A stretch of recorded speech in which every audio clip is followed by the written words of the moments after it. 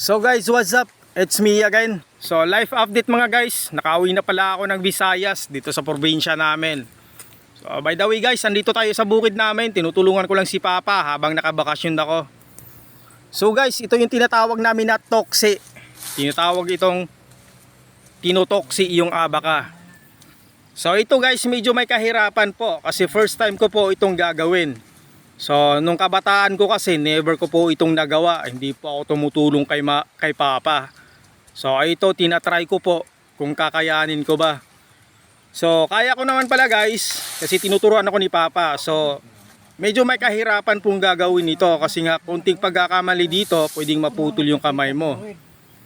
So sa mga baguhan dyan, ingat lang po kayo. So shoutout nga pala ako kay Bernard Awanon dyan. Idol, ito ginagaya ko na ginagawa mo. So yun lamang po guys, thank you, bye bye, see you next video, God bless to all.